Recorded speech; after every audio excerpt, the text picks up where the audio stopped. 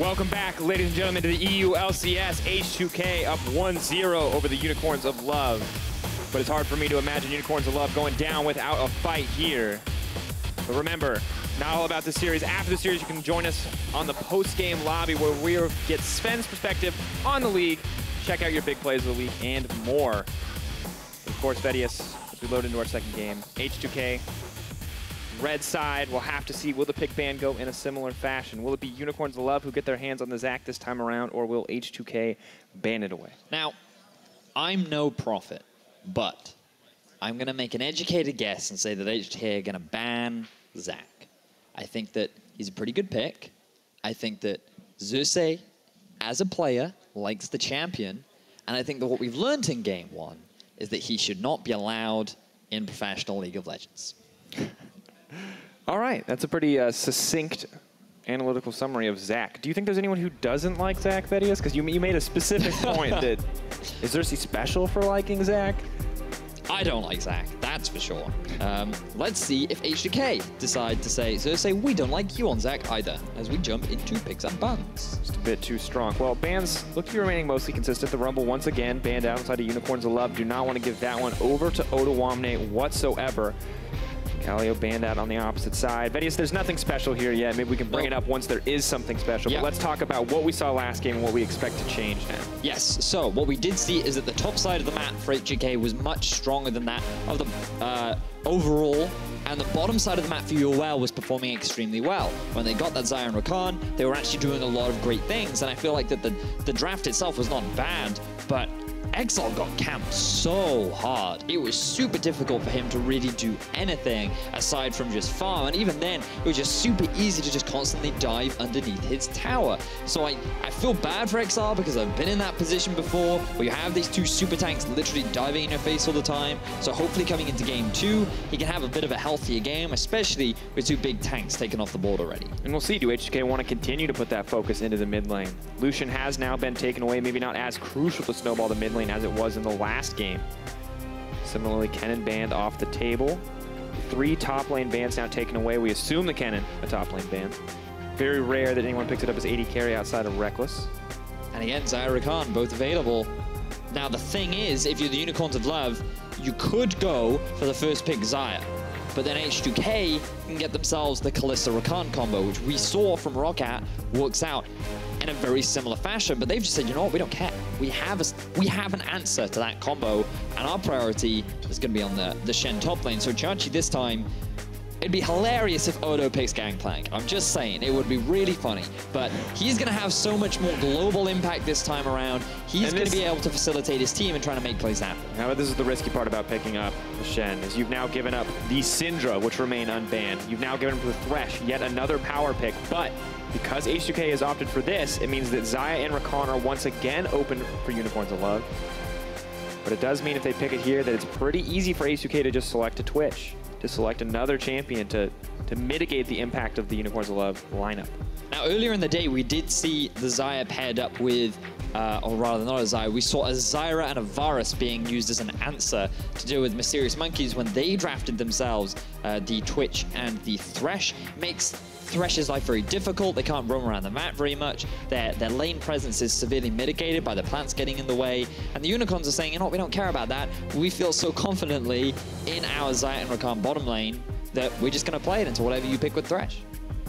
And we'll see, you know, results-based analysis. If it'll be the right choice to have confidence in your players if the players are able to perform in the end. But Shibi clearly keeping faith in the guys, giving them the same bottom lane, mixing things a bit up on the top side of the map. But H2K now getting the Gragas for themselves, can still be a flex pick, top lane or jungle. Not wanting to give away everything here, but now entering the second ban phase, H2K will have the luxury of last pick. Now, the big thing we have to highlight is that Elise and Lee Sin, two of the most contested junglers worldwide, have not been paid any attention to in the first half of the draft. And that is a big thing, and it's also a big message to how these junglers like to play.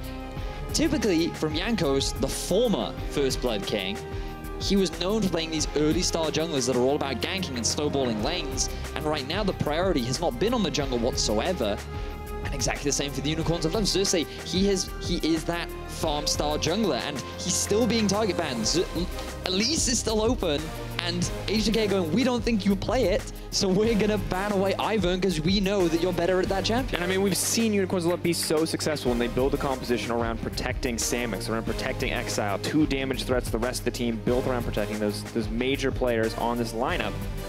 So H2K say, we don't want to deal with that, even if we have to give up something that is considered very widely powerful. But Unicorns of Love striking back with bans of their own. They take the Twitch off the board, they take the Lee Sin away, and that's going to put Jankos on the Elise. It has to be. Surely an Elise is going to be on the card for H2K.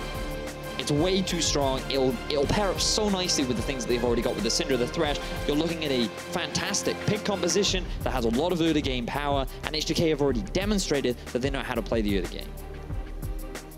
Interesting. In the end, though, it's going to be the Kha'Zix.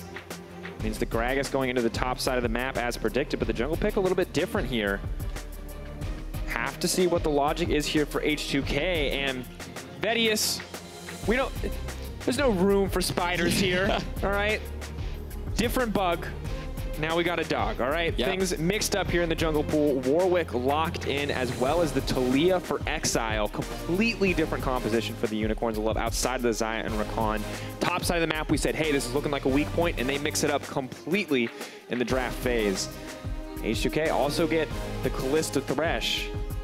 And this feels like the 2 most iconic bot lane duos in League of Legends going toe-to-toe. You have like the Hunter and the Reaper versus the Lovers duo. Like, that is super cool. Really excited for the bottom lane matchup. Last time, it was Samix and Hylissang that had the edge. They were the ones winning that 2v2, but this time perhaps things could change. Still, very much based on pick composition, 1-3-1.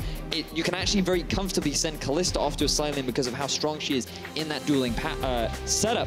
But Unicorns of Love, they're playing a similar style. You can send Taliyah off onto a side lane and Shen to do the same. And this is great because game 1 we saw 2 teams building teamfight compositions, and it was H2K that have said, we play teamfighting better than you. And sure, you get a big lead, they found the proper setups, they were able to put themselves into better positions when it came into fights.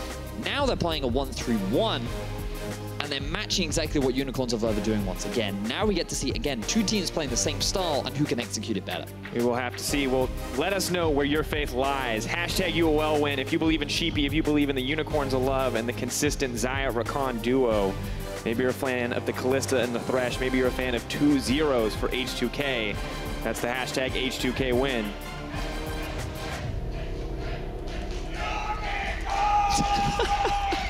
Ladies and gentlemen, we don't even need a game 2. It's fans versus fans here at the EULCS. Unicorns of Love gearing up for a stampede here in game 2. But H2K already dominated the competition in game 1. Let's see what's going to happen here. Game 2.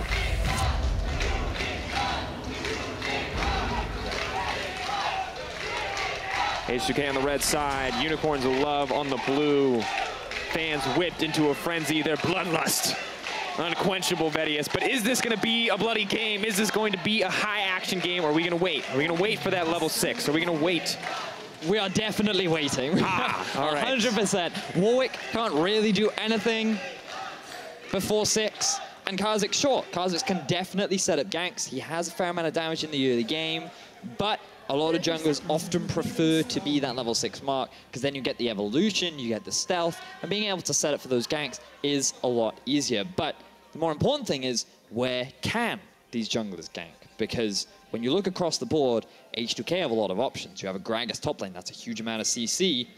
Jankos has the damage. Febiven has the stun, and there's no cleanse on Exile. In the bottom lane, you have the classic Kalista Thresh, one of the greatest engages in the game. Like, I love that setup. And Jankos has so many options. I mean, but you can't forget the new hotness, Vedius. I mean, we talk about greatest engage in the game. Let's talk about Xayah and Rakan. You got a Warwick, and yes, he does struggle to get on top of a target, but you got a nice Birdman setting you up. Yeah. Pretty easy to get a fight started. I completely agree with you. How easy is it to hit a Warwick ultimate when they're just drawn into Rakan's eyes? You know, they're too busy. There's Exile. Oh, not where he wants to be. See what he wants to do. Threaded volley will give him a bit of movement speed on the worked ground. Sidesteps coming out. Ghost's not even going to get popped. But Febiven burns it in the end. And Exile actually comes out on top in the exchange in the end. Well played from the Taliyah. Ooh, this is bad. Deadly Plumage moving forward. Thresh uses the play. It's the shield on the proc, but definitely not a positive exchange for the Unicorns of Love. Looks like Che and Nuclear getting much more comfortable in this 2v2. Play back onto Samix. Nuclear pushing forward. The Marshall poise, keeping it stuck to his target. And you can see that the rush for level 2 is so important for both these bottom lane duos. You want the hook on Che, and you want to get the shielding on Hylissang to get you that additional bit of mobility, along with the root as well on Samix, because it gives you so much trading power. So Unicorns and H2K, they both can hit level 2 at the same time. Nothing exciting happens. I made that way too tense. I was ready. I was following you along. I see the Deadly Plumage. I see no snare. I see no engage. It looks like Unicorns are playing a little bit more cautiously this time around. They know engaging onto a Callista Thresh a little different than the Lulu Twitch. A little less vulnerability in that early laning phase. And for the top side of the map, Vizicsacsi now on the Shen, Ottawamne on the Gragas. This one looking a lot more even. The Vizicsacsi definitely looking for a little bit of revenge here as he does come out on top in these trades. And Ottawamne already marked up by the low health. Will make it easy if Warwick wants to visit the top side, make him a little bit paranoid. But he's only on the bot. Speaking on bot, you can see some vision investment from Jankos going for that Scuttle Crab into the ward and the Tri-Brush, along with the Mini Reapers coming out from Nuclear to assist with the vision. So they're poised to keep the push going, get that level 3 as well, and mitigate this early power that the bottom lane of Unicorns of Love demonstrated in game 1 as a hook lands. Hylissang hooked up, Battle Dance takes him out to safety. Easy out for now. Both teams very good at starting fights, also very good at stopping them here in the early game. Really may need an outside influence, the Shen, the Gragas, something else to roam in to really make this one happen. But for now, Shen is absolutely crushing this top lane matchup in terms of trading, but no real kill pressure on the Gragas yet. Che's mid. Roam up, no cleanse as you called it, Vedius. That's the chain CC, leaping forward, Force of Will, waiting on another Dark Sphere, not going to connect the damage out in the end. Febiven is in trouble, Exile flashes out to safety, clean escape, Che in trouble. Minions? Not enough, but Exile playing a little bit like a man possessed. Yeah, he is able to get away. The barrier actually just gives him enough pseudo health that he's able to get away. But again, is this another greed play from Exile? Cersei is around. Ward over the wall, they spot Jankos. Jankos is unconcerned. They're going to try to run him down. Jankos knows Warwick's natural enemy, the wall. Is able to walk away. So for now, things look pretty good. Nice timing coming in for Xerxes, finally giving his mid laner the protection he needs after an incredibly rough game 1. And still it looks like, Vedius, we wanted to see something different coming in for Unicorns of Love. They're getting protection mid lane, but H2K seems like they don't have any reason to change the plan. They're going to keep camping that mid lane. Yeah. And the roam from Che was still good overall because he had both summoner spells out from Exile. Nuclear was free to just farm, and while right now he's losing a bit of pressure, overall, in terms of the laning phase, things are still going well as Che will very swiftly return. And H2K, they're still pretty even, but Unicorns of Love, great to see a step up from Exile. He was camped super hard in game 1. He's feeling a little bit more confident now, especially after you make that kind of play, but it also forces you to play on the reserve as a hook lands. Battle Dance out though, Vedius, too easy to get in and out in this exchange, but we do have to look at the gains on the side of H2K. They do get the summoner spells out of Exile, and they do now have a CS lead for Febiven. So despite Exile's tenacity, his ability to survive in those rough exchanges, still not going great for him yet. But once again, we approach the level 6 mark, the catalyst for so much playmaking in the hands of this Taliyah, the Weaver's Wall. So it's going to be pretty tough to survive without that barrier against the level 6 Thunderlord's Syndra. And let's talk a little bit more about Febi, because there have been many that have said only Reckless can play Ken. And now you can make an argument that maybe only Febiven is allowed to play Lucian, because this guy had a fantastic game 1. Highest damage per minute in the league. Pretty phenomenal stuff. 1,027 damage per minute. 42.8% of his team's damage. That's the average, by the way, 447. He's doing more than double in that game with a 10 KDA. Febiven really came out the gate swinging in game 1 versus UOL. Almost like he had something to prove, to demonstrate to the world that, you know what, we're tired of losing, as a stun does land. Oh, Exile now in trouble. Oh, that's a clincher. Does walk away. Jankos nowhere nearby. In comes our resident mutant puppy to protect his friend in the end. But just gonna have to give up there in the mid lane. Such a close exchange. Orlando starting to get aggressive in these trades using the creep wave. Spirits Rush comes out. Vizicachi hungry for a bit of blood here. Clearly unhappy as to how the last game went. The power of T-Mat. Pretty good. Ooh, look at the rotation too from H2K. Moving for a little bit more. So she's trying to start the 1v1. Has a lot of damage here. Hylissang gonna go in. Jankos with the sidestep, but not going to be enough. Leaps out to safety. Yes, the Lantern's gonna save the day, and now they are absolutely not where they want to be. Looking for a little bit more. Odolame gonna miss the cast. Vizicachi running for his life. Hylissang gonna be the sacrificial lamb. Buys a bit of time for the team, or not. Is he gonna be able to make it out? Not enough. First blood does land for Che. Exile in no place to turn this around, or is he? Weaver's Wall comes out, trying to dish it out with the threaded volley, but he cannot connect the damage. Che running for his life. Exile's in trouble. There's the Rend. Nuclear is ripping through the lineup of Unicorns of Love, and he's still hungry for more. Gonna have to back off in the end, however. And H2K come out with another 2 kills very early on into the game.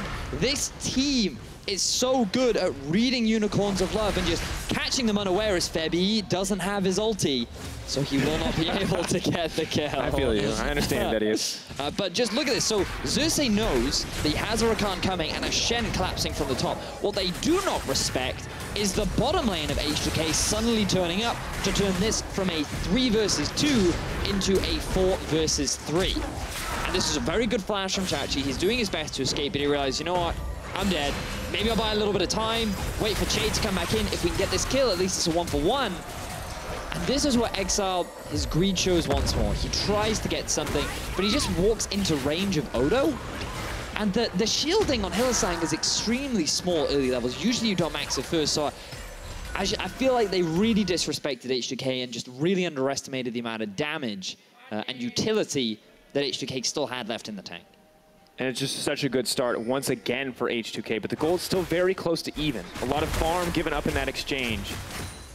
And a tower still dropping for Unicorns of Love keeps them on the map. Samix Ebel will make up the difference that his team lost on the top side. Things overall, though, look okay now for Unicorns of Love, but they can't afford to take another losing skirmish. Yeah, agreed. Remember that they're still scaling. They want to try and play this early game as passively as possible. With Samix going for the Essence Reaver first item, you're not really looking to go for the early spike that some go with the Blade of the Ruin King. That is very much the late game 3-item kind of build. Exile as well. Talia is very much playing around the team. She's not that sort of solo carry like Syndra can be, that can just one-shot the enemy carry. And you really want Xerxes to have a couple of levels and items under his belt before they really have some big impact. So UOL just need to slow down. The gold is even right now. They got the early tower. But I don't think Jankos is the kind of player to allow the Unicorns of Love to really slow this game down. Oh no, that's a Kha'Zix. He smells blood in the water. He wants to keep snowballing. He wants to keep this game moving forward. And you can see Jankos. That's a scary facial expression. But also, K plus 8 at 15, an aggressive player. And it looks like Unicorns of Love want to keep the fights rolling. Cersei is level 6. Fate's Call is brought out. Hylissang trying to keep the ball rolling. They're looking for a little bit more. The Fevin is just going to all right onto Hylissang. Down he goes. Unicorns of Love no better than to take a losing fight. They're going to back off. Exile knocked back to safety. And H2K take yet another exchange. Now it was Unicorns of Love trying to get a pick onto Che. They know that he has no flash, and they feel that with Cersei there, especially being level 7, they can just catch him out and get the kill. You have Exile with the Talia wall. In your head, the setup is great, but the coordination and execution was not exactly there for Unicorns of Love. All 4 members did not collapse together, and now this might be another pick. Cersei walking into no man's land here, going to get a bit of damage with the Warwick E. Not quite enough. The Howl, not going to fear anyone either. Exile has to run back to safety, but it's Vizicachi who's been hooked up. Now has to taunt out, and Unicorns of Love taking so many risks here. But they stopped the Rift Herald, so Unicorns of Love, by face-checking that brush, intentionally or not, drew members of H2K towards the fight, and they do not lose any members while also preventing the Rift Herald from falling. Planned or calculated is often the appropriate term. I feel like you've been playing too much solo queue. I think that's way too much. And you know, when things just happen by accident, it's very much that I definitely planned this. Everyone's like, well played, good job. And I'm oh my god, I can't believe you flashed that skill shot. It's like, I accidentally just pushed flash. I just rolled my face on the keyboard, but I'll take it. Well, Hylissang and Samix, as we look back to the game, Hylissang really needing that level 6 before he can start engages on his terms. Che in a similar position as the AD carries have had so much XP funneled into them by the time they've spent alone in lanes. Both of these supports always looking to roam, always looking to find aggressive plays. Now that the 2v2 lane has been reverted, there is the possibility of that level 6 Shen play. Now, let's backtrack to what we said. In game 1, we saw 2 fantastic early game Shen ultimates from Odo, which really started snowballing the H2K early game. And so far, we're yet to see any kind of proactivity coming out from Chachi. One of the big weaknesses of the Shen pick that we've seen in the past is if you're not setting the terms for the Shen ultimate, if you have to use it defensively, it's a pretty bad ultimate. But if you get to use it aggressively, it is game-changing. And you want to be using it with like the Warwick, right? So you throw the ultimate on top of him, he then goes in, and you immediately have a surprise dog ninja party that is definitely a fight that can go in your favor with the amount of CC that you have. Immediate follow-up from Exile and Samix results in a very easy fight. But right now, Unicorns yet to find that kind of an opportunity. Cersei Splinter Cells his way past the Ghost. Now looking to keep him forward. The quickness comes out. He's now in trouble. The Lantern not even going to be able to grab. Nuclear can't click it. Oh, Samix and Hylissang, they don't even need the Warwick. They're going to find themselves a 2v2 kill. This is exactly what we saw from the bottom lane of Unicorns of Love in game 1. They got themselves the 2v2 kill last time, and they're doing it once again. And before there was a giant Zac to stop them, let's see if H2K can respond. May not need the Zac. They've got the Kha'Zix. They've got the Syndra and the Thresh. Che and the rest of the team moving forward. Just going to clear out the wave. Just going to stop the tower from going down. But that is a nice start for Unicorns of Love. They may not have the kill. Oh, that ain't good. Well, he knows that he doesn't actually have to press anything to go back with him, right? Like, ah, well. Anyway, nobody saw that. It didn't happen. Not every couple is perfect, Venius. So this is great from Hylissang. He literally not only puts a ward down onto the Lantern, but also just uses his giant body to block it too. And that's the worst. Ladies and gentlemen, look at the 2 health on the ward. That ward was auto-attacked, and I guarantee it was by a Callista. That is brutal. Febivin caught out with no mana. Threaded volley comes out. Jankos ready to back him up, but Exile looking a lot more confident in this mid lane now. Yep. Bear in mind that Febivin did have to roam up top. A lot of his mana was used earlier on, so he couldn't really trade back against Exile. With the completed Morellonomicon, he will come back to lane feeling pretty good. Along with an Ace of Wisp as well. But now with the mid lane forced back, Unicorns of Love move back towards this Rift Herald, which is the objective that they had denied from H2K earlier. See if they can get this one to the end. It's a slow burn down. Kha'Zix now moving up, maybe hoping to contest this. Sleeps out the ward, but probably not going to have the vision into the pit, and that means Rift Herald will fall in favor of the Unicorns of Love. It's not quite a guaranteed tower to follow up, but that can turn into a pretty significant gold lead. Given into the waiting arms of Hylissang. Was he supposed to take? Oh, it doesn't matter. It's H2K. They're looking for a pick. Che throws the hook out, does go wide, looking to start the ball. The quickness comes out. Once again, we may see a Callista die immediately. Featherstorm not going to connect, but there comes the Warwick, and he's just so fast. Jankos fleeing for his life, but may not be enough because the double daggers all too easy to pick it up. Hylissang still holding on, still trying to find his way out of the fight. Gleaming Clo going to give him a little bit of a heal, but here comes the Syndra. Here comes Exile, the Weaver's Wall. Samix not going to live in the end. Febivin did see it, but that may not be enough for Febivin to escape. Backs off, threaded volley, double kills. Mid laners trading back and forth. That is a chaotic fight. And a 3 for 4 in favor of the Unicorns of Love. They'll get themselves another tower and extend the gold lead. This is the power of Shen when Unicorns find the fight that they want, because he joins the fray and keeps the carries alive. Unicorns, even in a 3 versus 2, feel confident enough to go for the fight because they know they have a Shen and a Warwick on the way. The problem is, look at the middle lane. Febivin starts moving so much faster up to this fight, using his Ghost to get to the fray even before Exile even throws his ulti out. So much damage is dealt to the rest of the Unicorns that make this fight slightly more reasonable for H2K. They still lose more members, they still lose an objective. But if only Exile could have gone to that fight a little sooner, that fight could have been so very different. We see now 1K gold difference between them, not as big of a lead as H2K was able to find. But there's a Rift Herald in the pocket of Hylissang. He's ready to unleash it if he gets the chance. Xayah and Rakan are in the bottom lane. Maybe going to force some attention down there. But definitely a lead for Samix. And Hylissang, have to praise this bottom lane. They are the ones making things happen. I'm really impressed with how Samux and Hylissang are playing. I really enjoy watching Hylissang when he plays these playmakers. We talked about it game 1, and it just, to me, feels like this is one of the perfect champions for him. It gives him so many options, gives him a huge amount of mobility, and it fits into the Unicorns' playstyle so much in their freedom to try and force fights.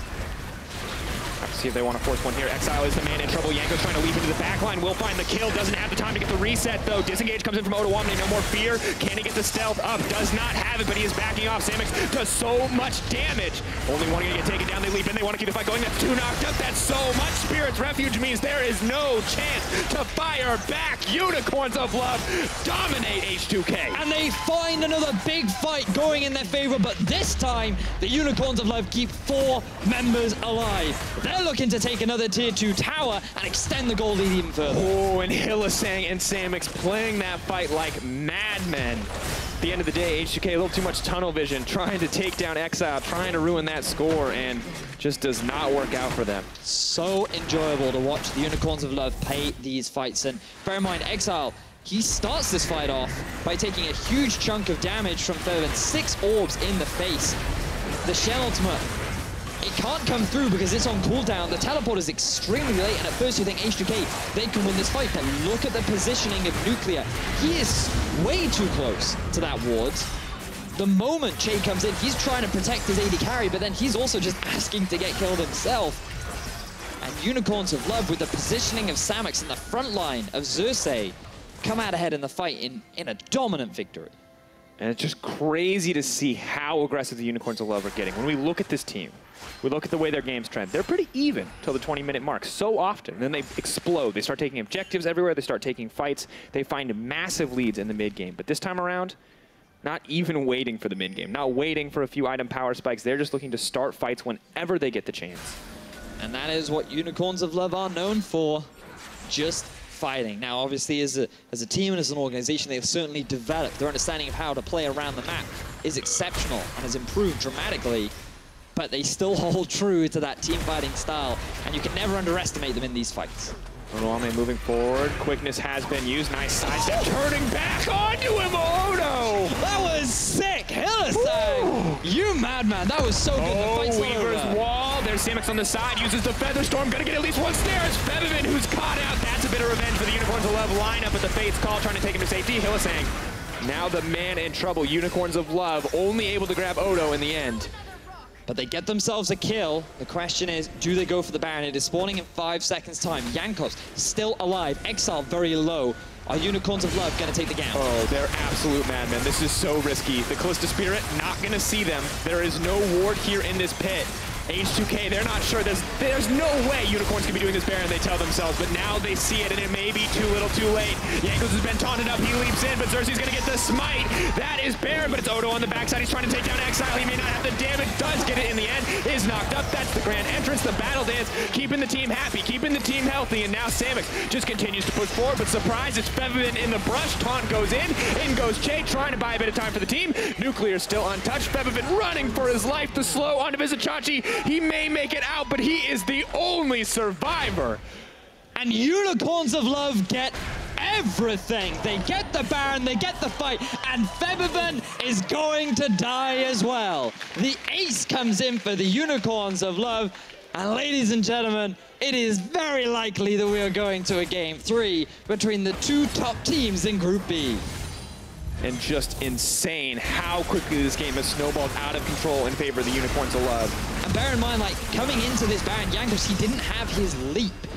The only option that he had was to try and get some kind of vision. Like, they did have the 2 wards over the side, but H2K wanted to try and go for the fight, but Unicorns with 5 members, and with Odo not having the most optimal flank, made it super easy for Samux to just get all this free damage down on the side and clean up the rest of the fight. And Vizichachi may not have been our hero in Game 1, but when you look back on that fight, look at the taunt. Right as Che lands the hook, exactly. Right as he leaps in and lands a 3-man flay. Where is Febiven with the follow-up damage? Well, he's taunted and he's auto-attacking a Shen, and he is not doing a single thing in that fight. Unicorns of Love take away the first Baron from H2K. as they try to set up a bit of a death brush. And maybe looking to take the first game of the split from H2K as well. We've got to return the favor, you know? 4-1, the game score for Unicorns of Love. 5-0 for H2K at the moment. Could turn Hillisang. Let's give the respect over. Samix has to be careful as well. Featherstorm up and available. Can use it if he needs to get out. Lots, a little bit of poke damage. Now nice. pulls back. Good dodge there from Samix. Holding on to his ultimate until both the stun and the ultimate from Gragas came out. And really have to look at it in the AD carry department once again. Last time Nuclear had the late game scaling of Twitch, but this time it's the Xayah with the late game scaling. Look at that itemization. I feel like a lot of people underestimate how truly powerful Samix, or Xayah rather, is in the late game going for this full crit build. She really hits hard when she gets a bunch of feathers down. The fact that her E scales with crit means that she can really pack the punch just with her Feather Storm alone.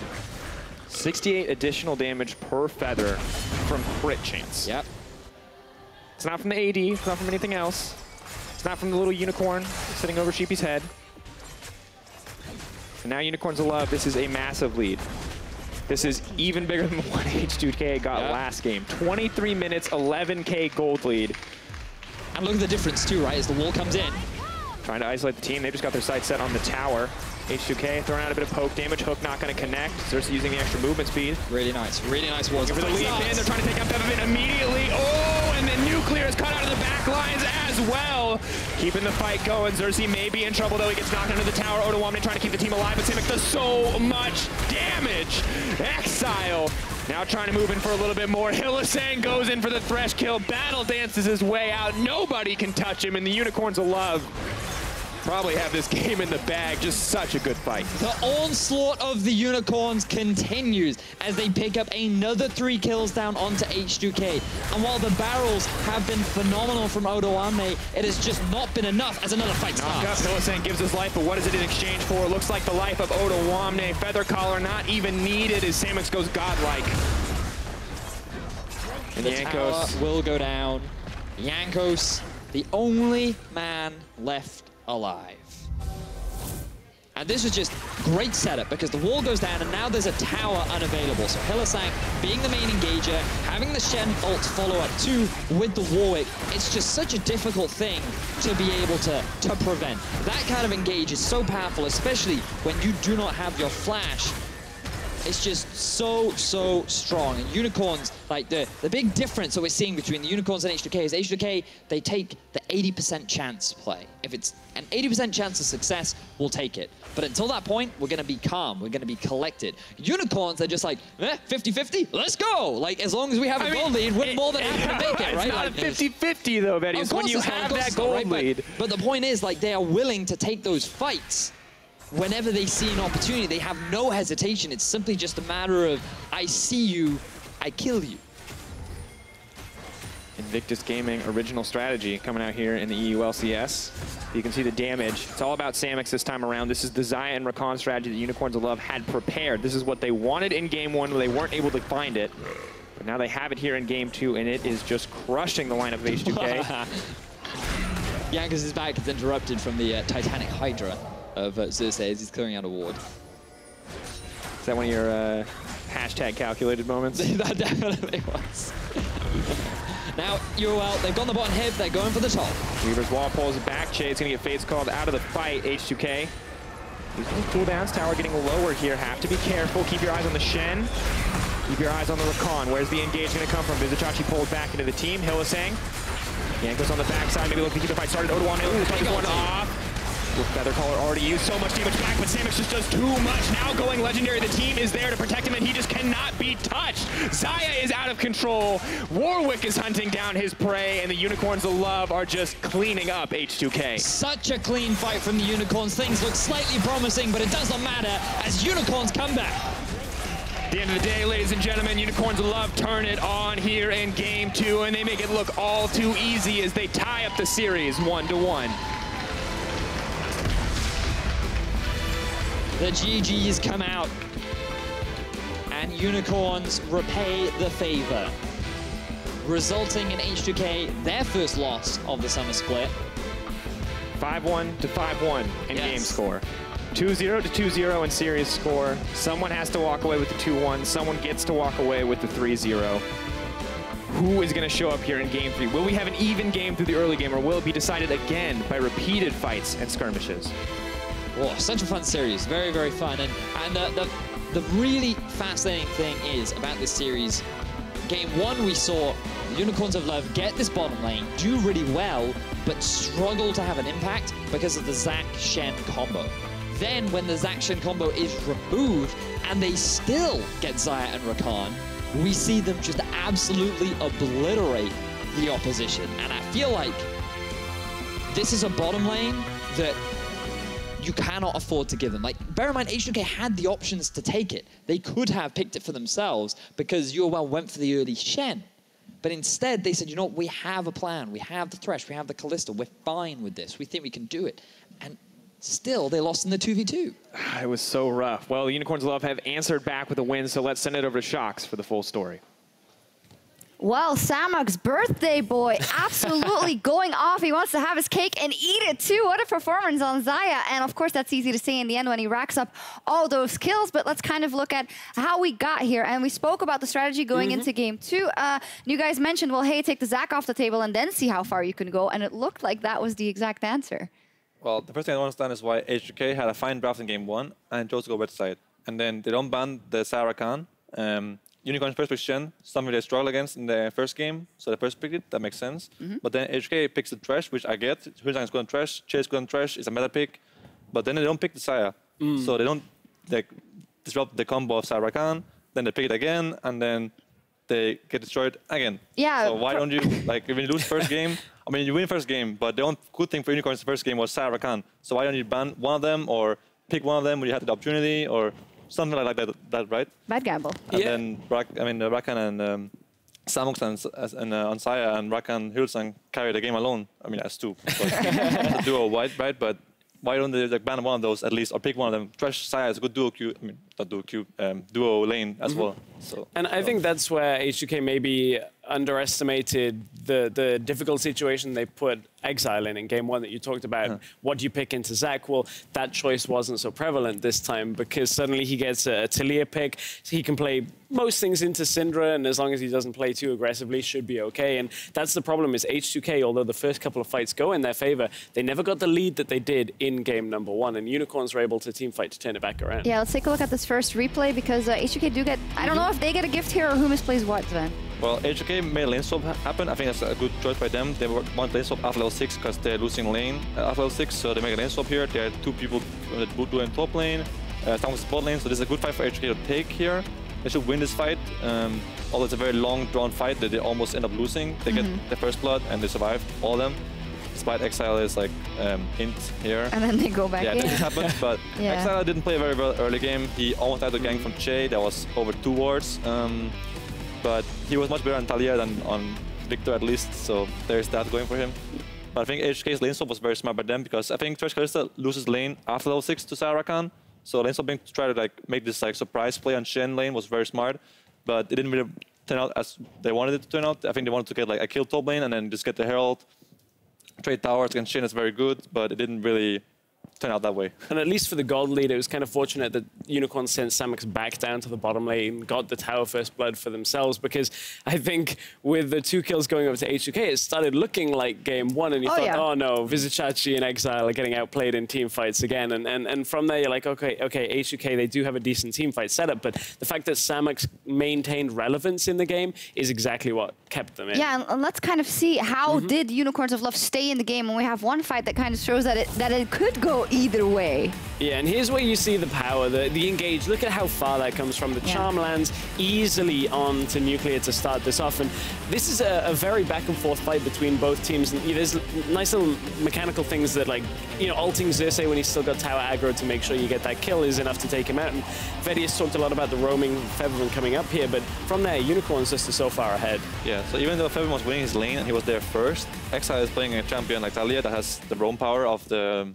the ultimate. So he was there almost same time as Feven, despite being down 40 season lane and almost dying to a gank level 3. So it makes sense to put him on the Talia rather than like a slow champion like Victor that can't really move anywhere. So I think that was a good pick by Unicorns. Yeah, the mobility seemed to have changed a lot for Unicorns as they could react to everything that H2K was doing quicker. And then comes the moment of the full 5v5 team fights. We know historically Unicorns of Love has always been good at that, but Rakan is just so destructive. Yeah, this champion, the engage potential from it, like Exile trades so much of his health, and you think, okay, one carries out of this fight, but suddenly between Samex and Hylissang, you can take up so much time from H2K that it doesn't really matter the fact they don't have a mid laner for the majority of this fight. Jankos is already low. Nuclear puts himself right on top of where that TP is completing, and suddenly double knockup into all of the block damage from Shen means it's Samex is just even in melee range, and he can just hit everyone. Yeah, so I think it's kind of nice. like an UOL special where they just go mid and group as 5 people and then they just fight there, and then something good always happens. And I think even though they traded Feven for Exile, it's worth it for the Unicorns because Exile doesn't have the same impact in this game as Feven did for his team, and Samox is much stronger than Nuclear after level 6 basically. So the late game critical strike build is much better than the player ranking. Kalista scaling is not very good. I think Choice Kalista is more like a discount Rakan at this point. There's worse after level 6. The lane phase is good. I actually saw they could roam into mid lane early game, but once you go past level 6 and one item, Rakan is much better. The engage is reliable, the DPS is higher.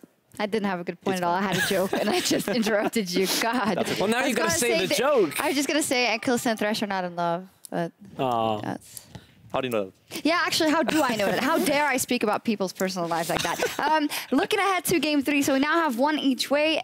We had a very convincing game from H2K in Game 1. They left the Xayah and the Rakan open and didn't do anything. Then Game 2, Unicorns of Love take over the game completely, and the Unicorns have chosen blue side for the deciding game. So what are they looking to go here? I think the biggest thing I'm wondering is why H2K chose red side. I don't understand like what they were aiming to get on red side, but regardless, Unicorns chose blue side. That makes sense. I think H2K will now adapt, and they will hopefully, for them, ban Xayah or Rakan or... Which one? If you'd only could ban one. We have seen people like Rakat pick Kalista with Rakan, which worked well. Yeah. So they could do something like that, for example, like or pick Thresh Xayah. You can choose, or just ban like the sack, ban the Xayah, and then the combo is gone, and you can play a normal game again.